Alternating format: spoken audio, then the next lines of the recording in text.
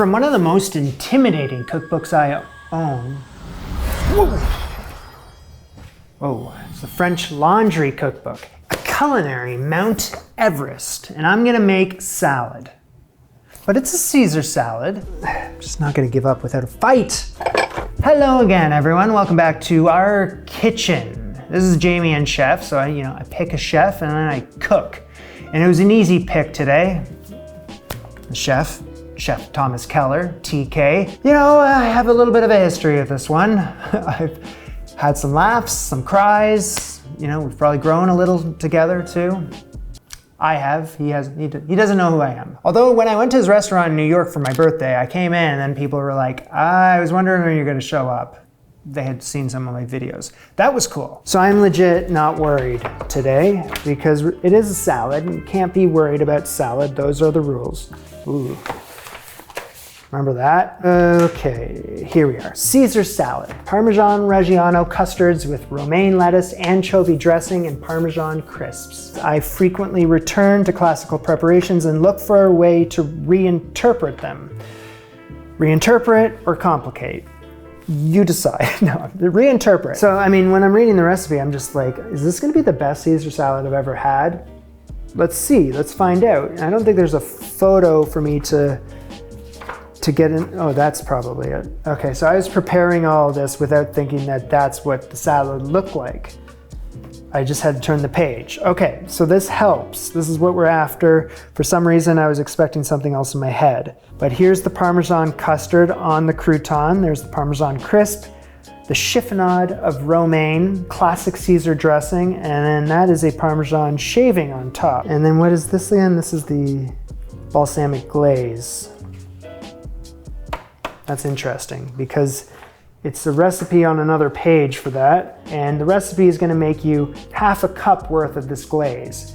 And now that I'm seeing this photo for the first time, I'm looking at, it's just a drop. So, well, if that's what I gotta do, that's what I gotta do. Let's get to work. All right, so I gotta start with making the thing that's gonna take the longest, which is the balsamic glaze. A little drop on the plate. So I got a saucepan. This is 2 cups of balsamic vinegar. Perfect. Even though I just need a droplet today, I'm gonna make the full recipe because if this is good, then I can serve it with other things in my life. Starting on a medium heat until steam starts to rise from this. So what we gotta do is reduce this down from 2 cups worth to half a cup. And he's saying to reduce it slowly as if you're letting it evaporate. If you boil it too hard, the acid will remain and make the glaze too sharp. So since we got that to a steam, that's why he's telling me to now use a diffuser. I'm just gonna use my cast iron pan for this because I've done this before with the Thomas Keller recipe, it worked. So we gotta let this reduce very slowly. It shouldn't simmer, it's gonna take around 2 to 3 hours. So that's why I'm doing this first. And today's video is sponsored by Masterclass, which is the complete opposite of what you're watching right now with me. See, with Masterclass, you get actual experts teaching their craft. The day I found it, I didn't move from my seat. School's been in, and I've been soaking up the wisdom from the chefs that I'm name dropping on the regular. Ramsay, Ottolenghi, Dominique Onsal, Martha, even Thomas Keller's on there, dropping knowledge. So I've been eating it all up, and hopefully I'll retain some of it, although most people do. 83% of surveyed members are able to apply something that they learned from Masterclass into their own lives. So hopefully that's me included. With no shortage of categories either. Food, business, wellness, arts and entertainment. I'm a huge film guy, so I could listen to like Martin Scorsese, David Lynch, James Cameron. They could read me the manual to the microwave, but instead they're dropping lines like, if you set your goals ridiculously high and it's a failure, you will fail above everyone else's success. So check out Masterclass today, use the link in my description and get 15% off and you can start learning from the actual masters. Now moving on to the Parmesan custard. So this is 3.5 ounces of Parmigiano-Reggiano here, and I gotta cut it into 1/2-inch pieces. So that can go into a saucepan. So with 2/3 cup of heavy cream, I tasted it, tastes good, but there's just a couple clumps, I think. Don't be afraid of the clumps. Well, no, be afraid of them, just strain them out. But yeah, everything tasted fine. Also 2/3 cup of milk. I'm gonna bring this over there. Bring this to a simmer. Turn off the heat. Lid on, gotta let that infuse for 45 minutes. Moving on to the anchovy dressing. Big ingredient here. Those are the anchovies soaking in milk for the last half an hour or so. So I only need 2 anchovy fillets, but I was prepping using a whole tin of anchovies. So first of all, that's way too many anchovies, but you know, can never have enough.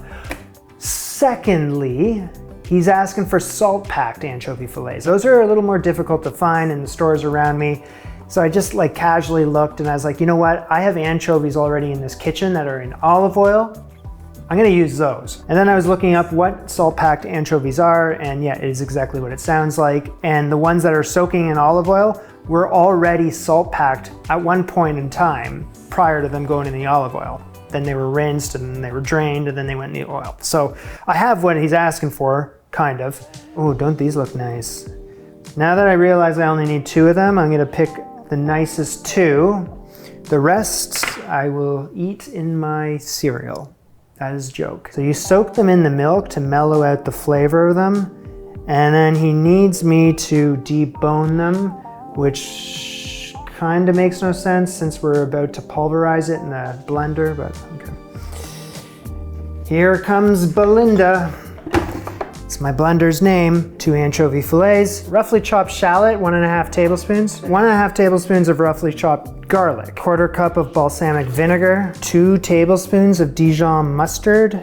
Okay, measure it. Need 1 tablespoon of lemon juice. All right, blend this up until it's smooth. I hope everyone is okay.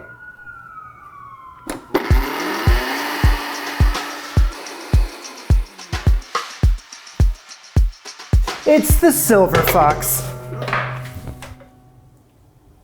Silver fox. What a treat it is to see silver fox, not in a baking video, but in a salad video. I'm gonna add this into the silver fox bowl. So first in goes an egg yolk, and I need to use the paddle attachment. Beat it. So I'm gonna keep the machine running, and I'm gonna drizzle in 2 different types of oil here. This is a flavorless insert whatever oil here. Can you guess? Every time I try to follow the book when it says canola oil, the comments erupt. You know, don't put that in your body, yada, yada, yada.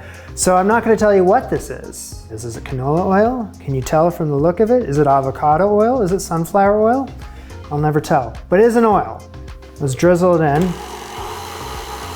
1 cup worth, slowly drizzle.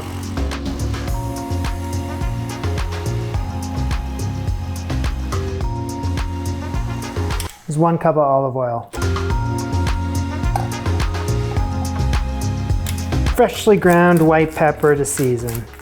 Okay, that is very nice. Emulsified like a champ. It's gonna be more than you need for this recipe, but it can be stored in the fridge for up to 3 days. So, you know, I'm gonna be eating Caesar salad for the next 3 days. Look how smooth that is. Look how smooth. So we're gonna circle back to the custard. That has simmered for like over an hour, so the flavors should have really infused in there. Now the Parmesan cheese obviously doesn't fully melt. I guess when it's 1/2-inch cube like that, that's just not what happens. In a bowl goes 2 eggs, as well as 1 egg yolk, whisk. So I have heated the mixture back up and I have to strain it into the eggs. While doing so, I am whisking the eggs.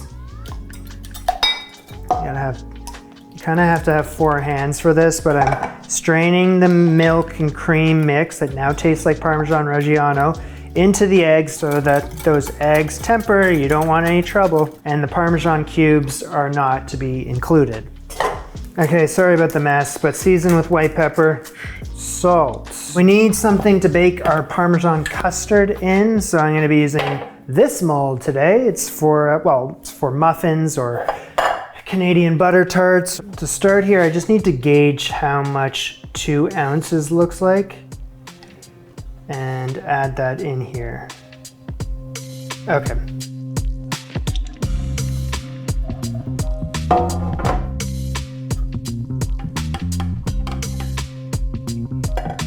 Like a glove. Okay, so this is hot water, not boiling, and I need to add enough to come halfway up the side of this muffin tin. Cover the pan with aluminum foil. The oven has been preheated to 250 degrees Fahrenheit, so it's not super hot. I'm gonna bake this for 30 minutes or until these custards are just set. I was getting worried there for a moment, but after an extra 10 minutes, we got there. Immediately out of this pan, and look how jiggly they are. It's got to chill in the fridge 2 hours or more. I had to act fast with this balsamic glaze. Let me just give you an update. After exactly 2 hours, it reduced down. Now I got to pour it into my favorite squeeze bottle, and look how thick and syrupy it is. It's gonna get the lid on, and it's ready for showtime. Jamie enters frame. I'm gonna make some croutons, and I have a baguette here. Used to be a whole one at the beginning of the day, but I keep munching on it, so I gotta stop, and I'm just gonna use the whole thing. That way, I stop. Slice up rounds from the baguette that need to be 1/4 inch thick, just so I'm precise here. Exactement. Funny, because in the cookbook photo, there's only one crouton on the plate, and I'm about to slice up, I don't know, like 20 of them. So I guess that's 20 plates of salad. Okay, so rounds on the baking sheet. I'm gonna drizzle each one with a little bit of olive oil. You can assume that you do the other side too, right? Doesn't say, but I'm gonna do the other side. Into the oven, 300 degrees Fahrenheit until they're golden brown, 10-15 minutes. This took around double the time that he said, but it's done. I'm taking them out. Okay, I'm gonna move on to the Parmesan crisps. Parmesan crisp, finely grate 1/2 cup worth of Parmesan. So a baking sheet with one of those slip pat mats. Sprinkle around 2 teaspoons of Parmesan. That's way too much. I need around a 2-inch diameter circle because it needs to fit on top of the custard mold that I made. So I think that is a nice Parmesan crisp circle. Do that again. Okay, they need to be golden brown. It's gonna take around 10 to 12 minutes in an oven that's 325 degrees Fahrenheit. Precisely. Very cool. So they're gonna use a small spatula to transfer this to paper towel. They will be soft still, but when they're removed, they will stiffen as they cool. Okay. So that's foolproof. And he says be sure to make some extra so you can eat a few while you're making them.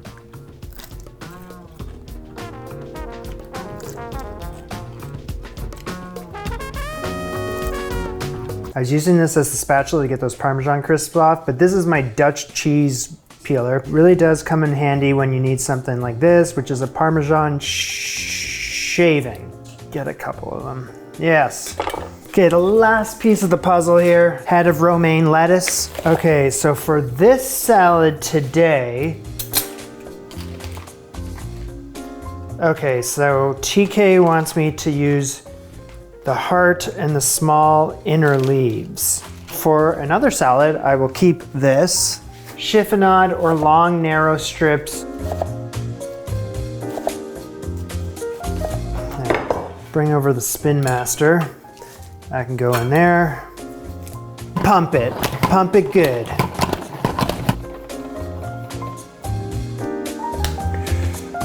Bowl me, thank you. Kind of big, but it will work. Gather the troops, everything that I have prepared, all the components to the salad, ready to rock. Okay, we can assemble. So into the romaine, I'm gonna grate in Parmigiano-Reggiano. It's gonna be, a tablespoon or 2. Say 2 tablespoons. Pour in just enough of the anchovy dressing to coat the leaves lightly.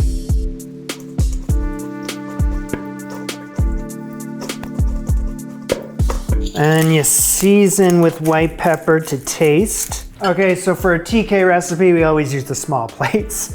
A spoonful of spoonful of dressing onto the plate. All right, so run a knife around your nicest looking mold. I choose you. Yeah, I don't know how that's coming out. If anyone's gonna do this, here's a tip. Parchment paper circles onto the bottom of the molds because I can't get these out. I mean, if there's a will, there's a way though. So we're gonna do it, but that's my hot tip. Mission impossible. That worked. I can't talk right now. I will update you once this is on the plate. Great. I had the pan soaking some warm water over here to loosen it. And then when I flipped the pan over, I flipped it onto one of the croutons. The custard mold is on top of the crouton. Okay, and then got a Parmesan crisp on top of that. Stack with some salad. Come on, you went too much there. All right, so a Parmesan shaving.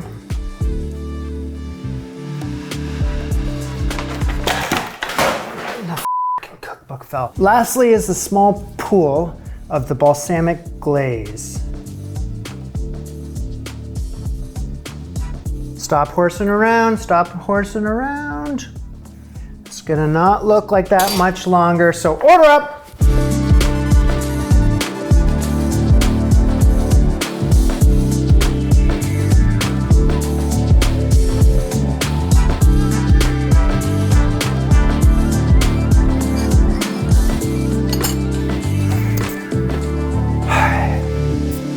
Mmm, yum.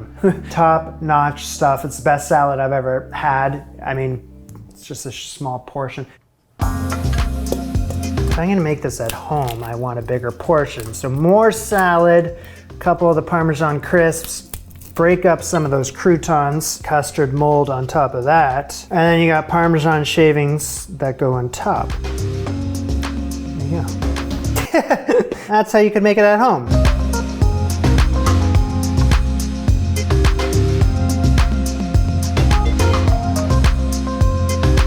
I just downed both of these plates in no time. That is sensational. I think I can confidently say that's a showstopper of a recipe, and I didn't find it that challenging to make. The most challenging thing was the custard molds and getting them out of the tin, but if you just had a little more forethought, you could probably do a better job at that. Now the custard molds had a heavy flavor of Parmesan in there. If you like anchovy flavor, you could probably add an extra anchovy into this dressing, but you don't have to because it was still phenomenal. The Parmesan crisps, obsessed. You know, with just Parmesan kind of running through the whole salad there with the crisps, grated into the lettuce, the shavings, the custard, epic crunch from the croutons. I say bravo. Bravo to the recipe. I would suggest if you like Caesar salad, you can make that at home. Throw things on the ground, but you don't have to plate it the same way that he does in the book. It just makes no practical sense at home. I was just doing that to match the photo. I actually liked the way I did it because I got more salad in the end.